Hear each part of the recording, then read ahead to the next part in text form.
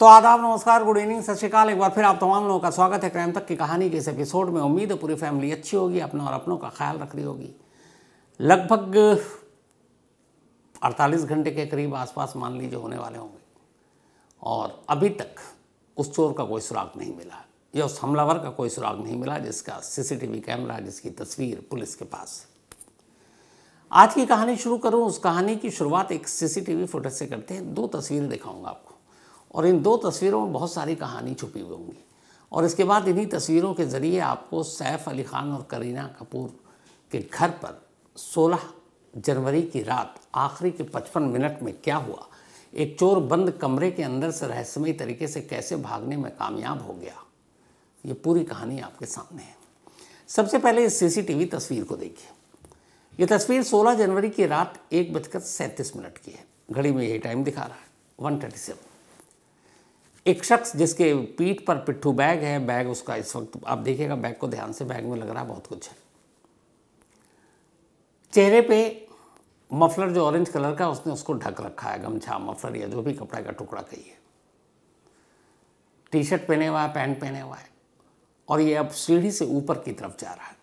ये वही सीढ़ी है जो सैफ अली खान के घर के फायर एग्जिट की सीढ़ियाँ हैं और ये उसी सीढ़ी से जा रहा है। टाइम हो रहा है 1:37। अगर आप ध्यान से देखेंगे तो इसके हाथ पर, इसके कपड़ों पर बहुत सारे डस्ट है, धूल है, गंदगी है। ये कब होता है? 2 सूरत में।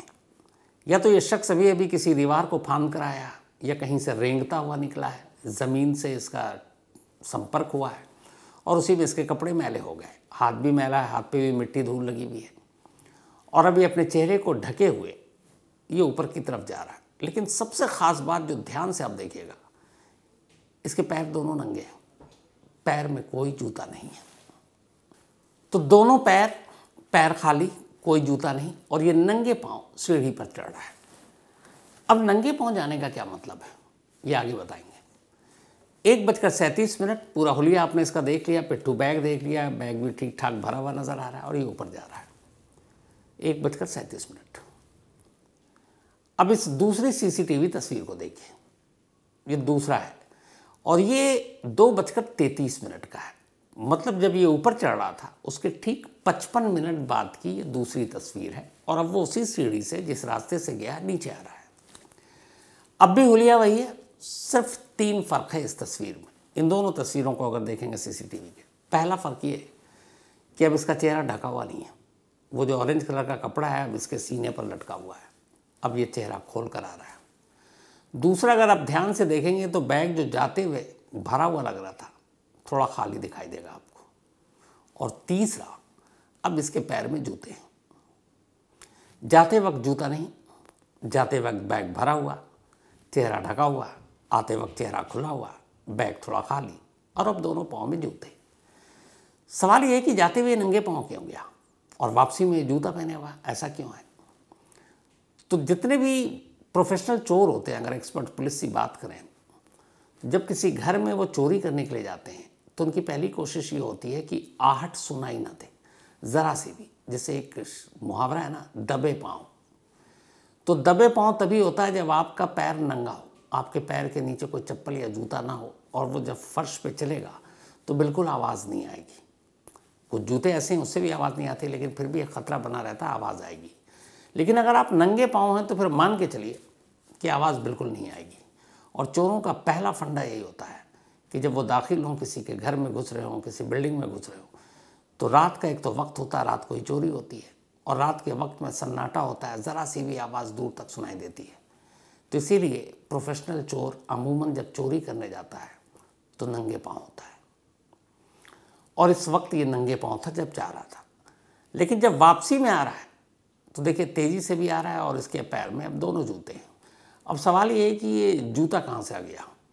तो 2 ऑप्शन है। पहला, या तो सैफ अली खान के घर से इसको जूता मिल गया और पहन कर आया, जिसकी उम्मीद मुझे कम नजर आती है क्योंकि उस वक्त वो पकड़ा गया, भागने की कोशिश कर रहा है। दूसरा क्या? तो दूसरा ये कि जो पिट्ठू बैग है, जो जाते वक्त थोड़ा सा वज़नी और हेवी लग रहा है, वापसी में थोड़ा खाली है। तो इसका मतलब ये हुआ कि जाते वक्त इसने अपने जूते उसी बैग में डाल रखे थे और जब वापस आ रहा है तो उस बैग से इसने जूते निकाल कर पहन लिए। अब वापसी में पहनने की क्या ज़रूरत थी? तो चोर को जब पता है मन में चोरी है कि पकड़े जाएंगे, लोग पीछा करेंगे, तो नंगे पांव भागना बड़ा मुश्किल काम होता है। सड़क पर जाएंगे आप, ईंट कंक्रीट पत्थर कुछ भी चुभ सकता है, खतरा है, और फिर आपकी रफ्तार भी उस हिसाब से कम हो जाएगी। तो चोर जब भागता है तो स्पीड में भागता है, तो जूता अगर पहना हो तो और अच्छे से भागेगा। तो यही वजह है कि गया नंगे पांव ताकि दबे पांव जा सके, आहट सुनाई ना दे, और वापस में जब भाग रहा है तो जूते पहनकर ताकि तेजी से भाग सके।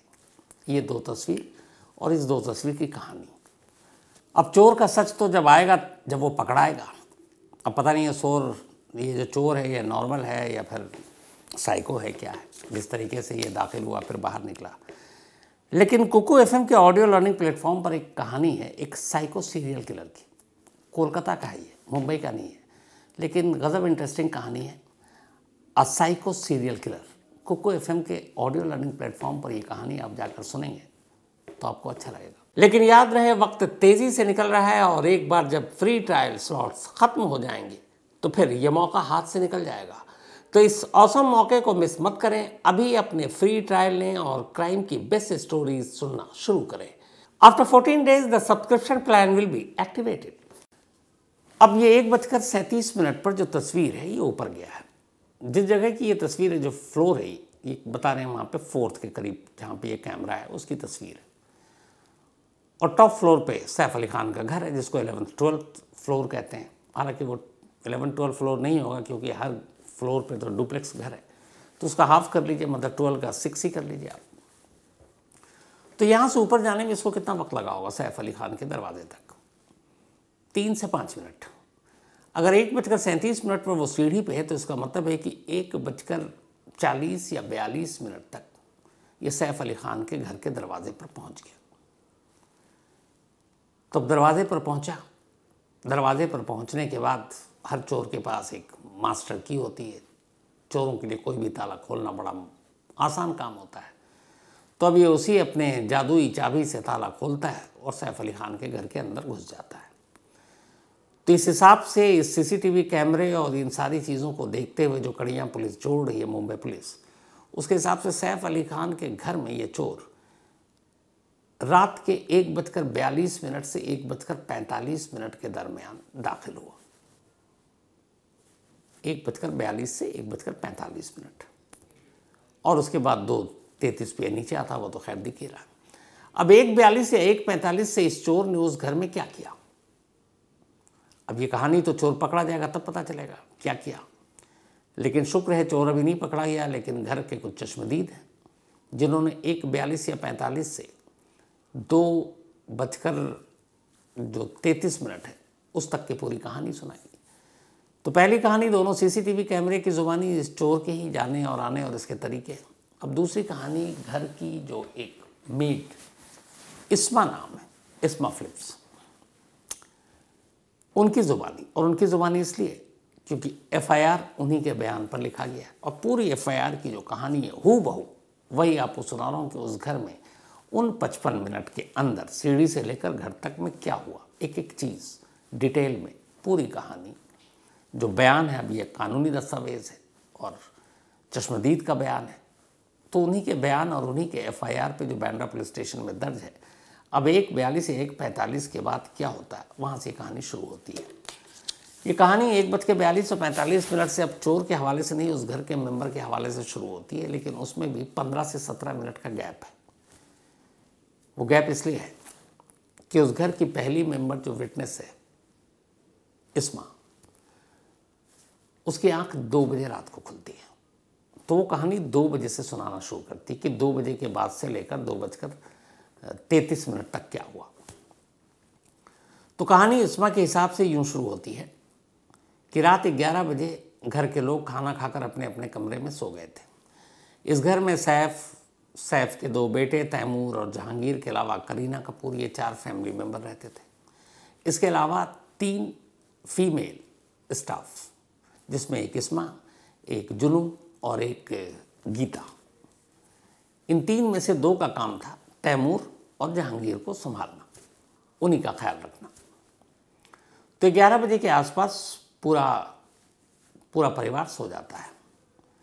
इस्मा उसी फ्लोर पर, अच्छा इस घर में डुप्लेक्स है तो जो पहला फ्लोर अगर उसको 11th मान लें, उसमें ये सारे स्टाफ और जहांगीर भी सोता था।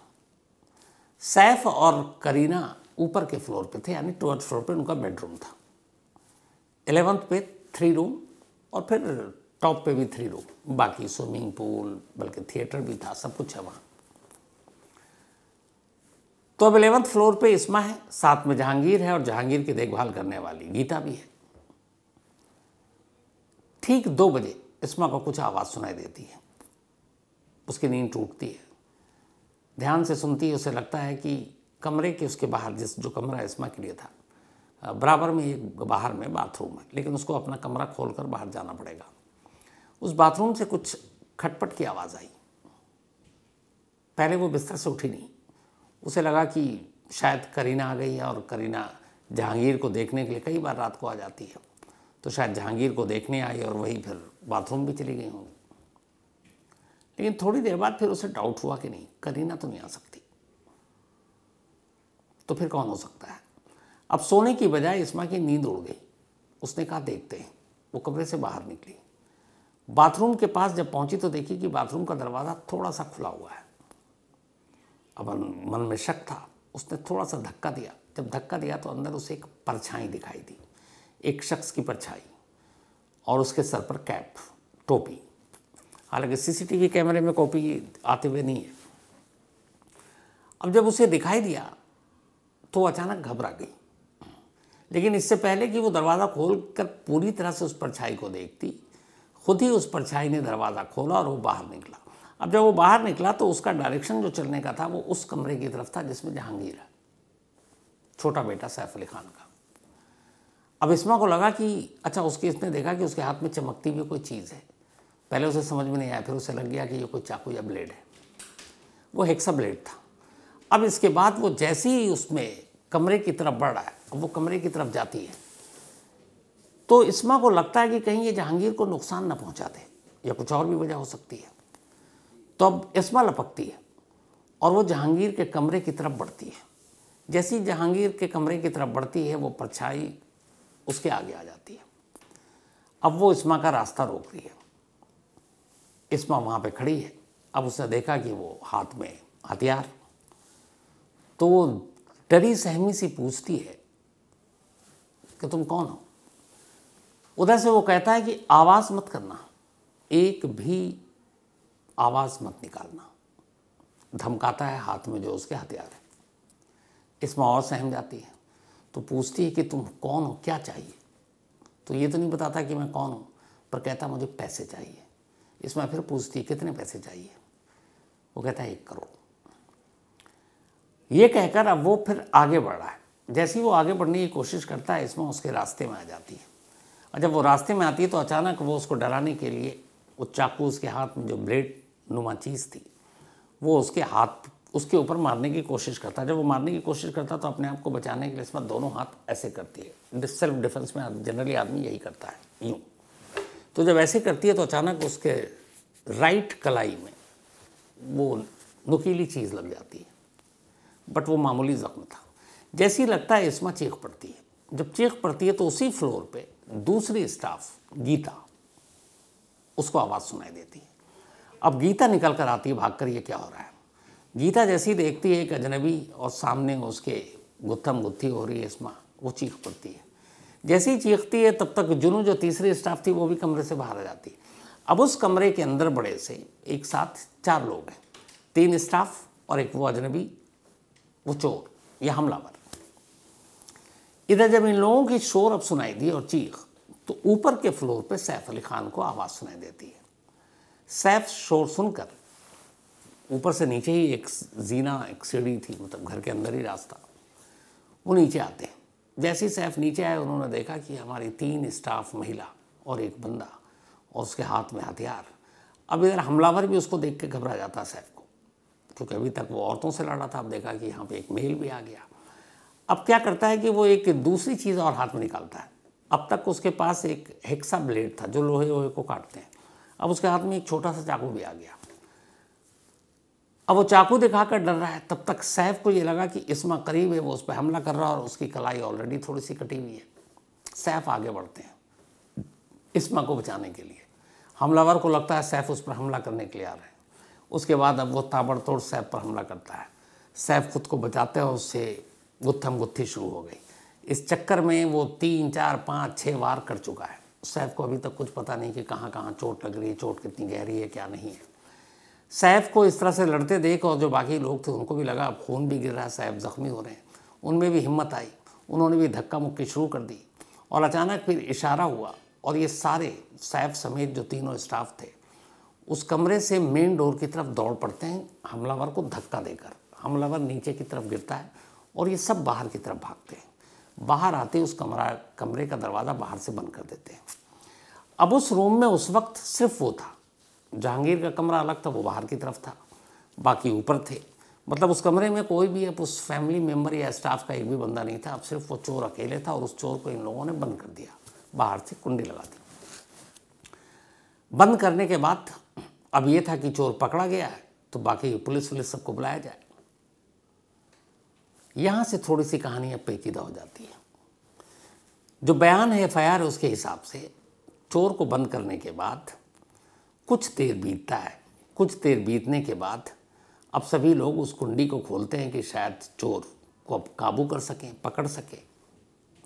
लेकिन जैसे ही दरवाज़ा खोलते हैं हैरान रह जाते हैं, देखते हैं कि उस कमरे के अंदर कोई है ही नहीं और उस कमरे में एक विंडो, एक खिड़की थी, वो खुली हुई है। चारों तरफ देखा, उनको लग गया था, वो भाग गया, वो खिड़की खोलकर भाग गया। लेकिन इस FIR की कहानी के हिसाब से अगर एक चोर को कमरे में बंद कर दिया तो पहला काम ये था कि पुलिस को फ़ोन करना, दूसरा काम ये था कि सैफ ज़ख्मी है, बाकी लोगों को बुलाना, और तीसरा ये कि दरवाज़ा खोलने का तो उस वक्त कोई तुक ही नहीं बनता था। उसके पास अब भी हथियार था, बेशक वो नीचे गिर गया था, काबू में नहीं आया, लेकिन हथियार तो लेकर अंदर है, तो और भी हमला कर सकता था। लेकिन खैर इन लोगों ने जब खोला तो चोर गायब। अब चोर तो गायब, तब तक बाकी स्टाफ की अब नज़र पड़ी कि सैफ के पीठ से भी खून गिर रहा है, सैफ के गर्दन से भी खून रिस रहा है। अब जब उन्होंने ये सारी चीज़ें की तब उन्हें पहली बार गंभीरता का एहसास हुआ। अब ये हुआ कि फ़ौरन डॉक्टर के पास ले चलो, पास के अस्पताल ले चलो। तब तक एक स्टाफ ने इसी बिल्डिंग के, इसी अपार्टमेंट के 6th फ्लोर पर सैफ अली ख़ान का बेटा इब्राहिम रहता है, उनमें से एक ने इब्राहिम को फ़ोन किया कि ऐसी ऐसी इमरजेंसी, फ़ौरन ऊपर आओ। इब्राहिम आया, उसने देखा कि उसके डैड खून गिर रहा है, उसे कुछ समझ नहीं आया, तो यह कि जल्दी हॉस्पिटल चलो। अब सवाल है कैसे जाऊँ? ड्राइवर की छुट्टी, और कुछ वक्त पहले सैफ अली ख़ान ने इलेक्ट्रिक ऑटोमेटिक कार दी, गाड़ी। इब्राहिम को ये ऑटोमेटिक इलेक्ट्रिक कार चलानी नहीं आती। सैफ इस हालत में नहीं है कि वो उस गाड़ी को ड्राइव कर सकें। बाकी जो तीनों स्टाफ उनको चलाना नहीं आता। घर में इस वक्त यही लोग, खून रिस रहा है, क्या करें, किसको बुलाएं, किसको क्या करें। तो ये तय हुआ कि नहीं, वक्त कीमती है, खून तेज़ी से बह रहा है, तो नीचे चलते हैं। अब चूँकि घर के अंदर लिफ्ट थी, सीधे लिफ्ट में जाते हैं, नीचे आते हैं अपार्टमेंट के बाहर। गेट पर तब भी एक गार्ड था, गार्ड देखता वो भी घबराता। इत्तेफाक से गेट के बाहर एक ऑटो वाला पार करके खड़ा हुआ था, वो उसको रोकने की भी ज़रूरत नहीं पड़ी। और ऑटो वाले ने वैसे ही देखा सैफ अली ख़ान, उसने आलन फालन में ऑटो स्टार्ट किया। उसके बाद ये लोग लीलावती अस्पताल पहुँचे। अस्पताल जाने तक भी गंभीरता का एहसास नहीं था। तब तक तो सबको खबर चला। अब डॉक्टरों ने देखा पीठ से खून गिर रहा है, गर्दन से खून गिर रहा है, कलाई से खून रिस रहा है, बट ये देख के लग रहा था अभी तक मामूली ज़ख्म है। लेकिन जब उन ज़ख्मों को डॉक्टरों ने मुआयना किया तो 2 ज़ख्म बड़े गहरे थे, एक गर्दन पर और एक पीठ पर, रीढ़ की हड्डी के करीब। और फिर जब एक्सरे और बाकी चीज़ें हुई तो पता चला कि रीढ़ की हड्डी के करीब पीठ में एक चाकू का टूटा हुआ टुकड़ा धंसा हुआ है। तो सबसे पहले उसे निकालना ज़रूरी था, जंग बाकी चीज़ें, कहीं इन्फेक्शन। तो खैर इसके बाद आनन फानन में सर्जरी की तैयारी की गई और उसके बाद पीठ में धंसे उस चाकू के टुकड़े को बाहर निकाला गया। ये जो आप तस्वीर देख रहे हैं, ये सैफ अली ख़ान के पीठ में धंसा चाकू का वही टुकड़ा है जो सर्जरी के बाद बाहर निकाला गया। अच्छा खासा बड़ा है ये। डॉक्टरों ने लीलावती अस्पताल के कहा कि अगर ये थोड़ा सा दाएं बाएं होता, स्पाइनल कॉर्ड को टच कर जाता, तो शायद सैफ अली ख़ान कभी चल या उठ बैठ नहीं सकते थे। और जो गर्दन में घाव था, अगर उसकी गहराई थोड़ी सी ज़्यादा होती तो फिर कुछ भी अनहोनी हो सकता था, लेकिन ये चीज़ें हुई नहीं। तो सर्जरी हुई, प्लास्टिक सर्जरी हुई गर्दन की। उसके बाद शाम तक सैफ अली खान आईसीयू से बाहर आ गए और अब प्राइवेट वार्ड में शिफ्ट हो गए हैं। लेकिन पूरी तरह से रिकवर होने में सैफ अली खान को अभी पूरा 1 हफ्ता लगेगा। 1 हफ्ते बाद वो रिकवर हो पाएंगे। तो ये तो हुई उस 55 मिनट की पूरी की कहानी। अब सवाल ये है कि ये चोर घुसा और निकला, उसके बाद गायब कहाँ हो गया और ये घुसा कैसे था इस बिल्डिंग में। आप हैरान रह जाएंगे कि इस अपार्टमेंट में, सतगुरुशन अपार्टमेंट में, सारे घर डुप्लेक्स, प्राइम लोकेशन, बांद्रा, और इसमें रहने वाले सारे अमीर और रईस। 1000 करोड़ से ज़्यादा के मालिक तो खुद सैफ अली खान है। पटौदी में इनके जो आप जाकर देखें हवेली महल। लेकिन हैरत ये थी कि जब मुंबई पुलिस इस इंसिडेंट के बाद उस घर में पहुंची तफ्तीश के लिए, तो पुलिस भी हैरान रह गई। इस पूरे अपार्टमेंट में 2 गेट हैं, एक मेन और एक बैक साइड से। मेन गेट पर 2 गार्ड बैठा होता है जिसकी ड्यूटी होती। गेट पे कोई रजिस्टर तक नहीं है जिस पे विजिटर्स का नाम वाम नोट किया जा सके।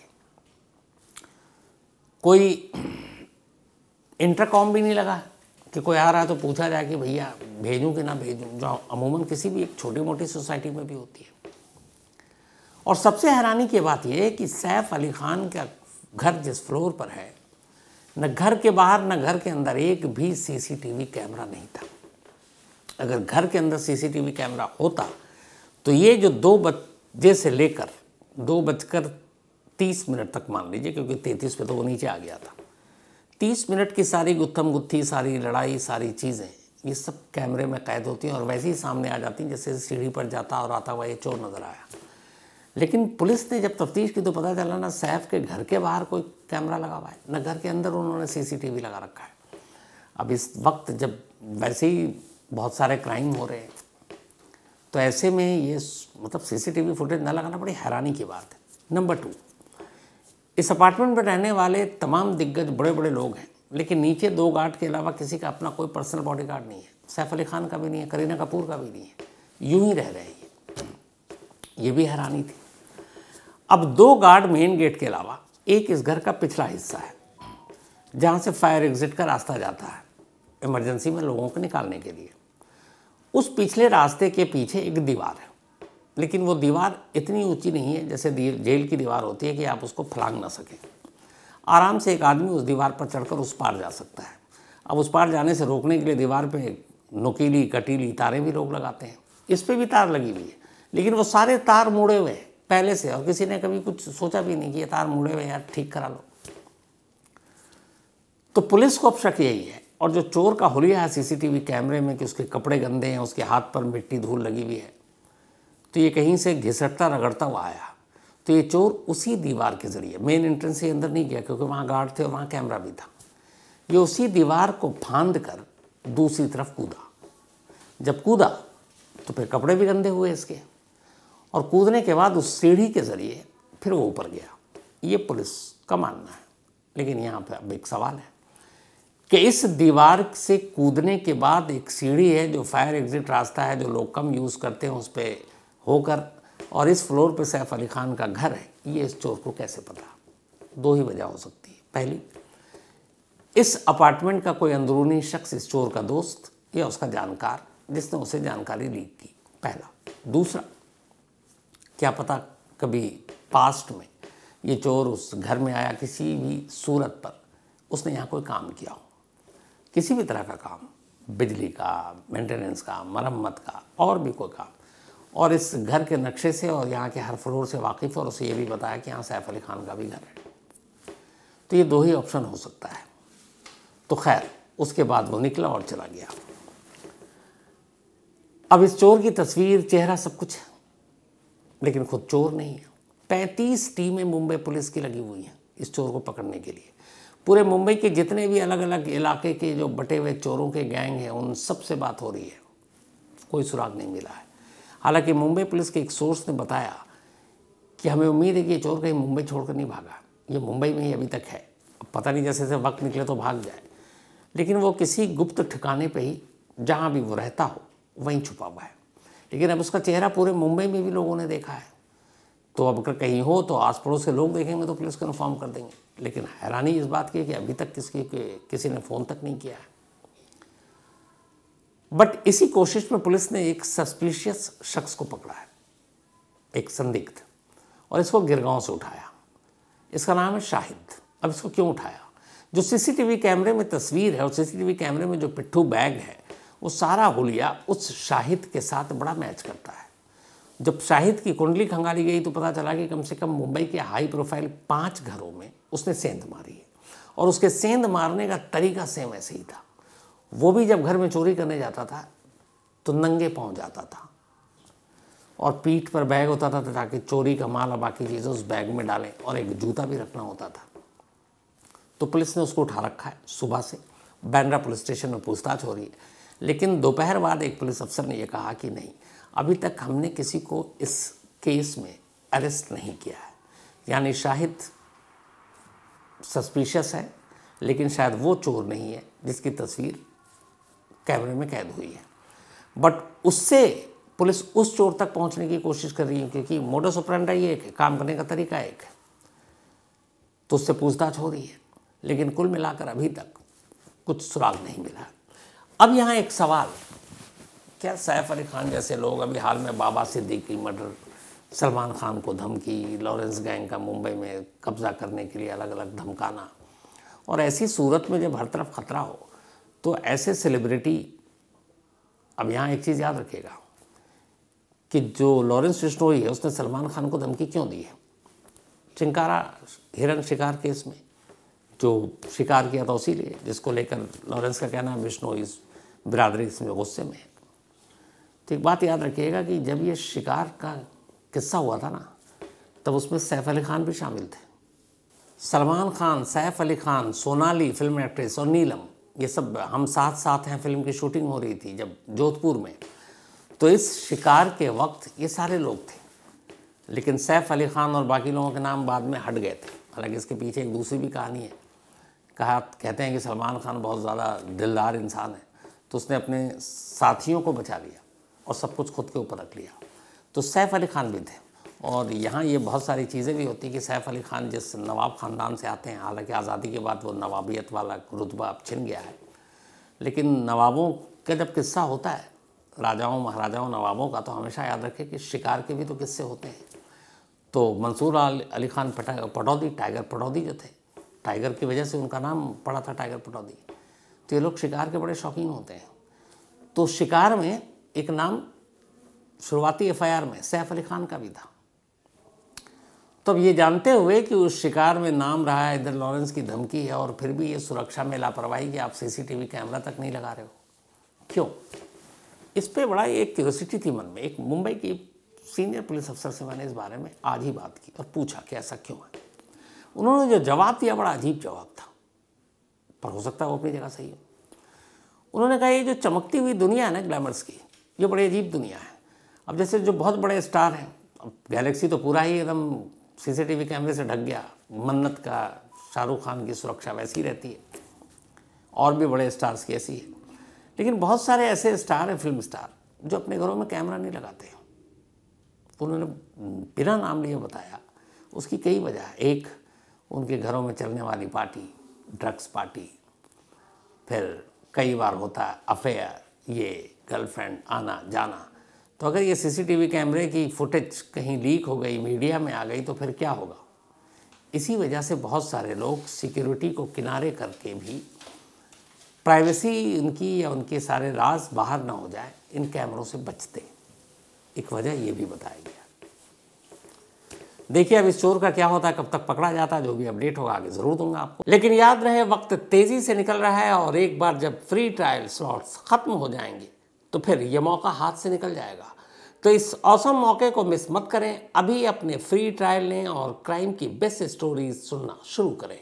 After 14 days the subscription plan will be activated. तो कहानी में लेकिन फिलहाल आज इतना ही। अब आपसे मुलाकात होगी कल रात 9 बजे किसी नई कहानी के साथ। तब तक अपना और अपनों का ख्याल रखिएगा। Thank you very much.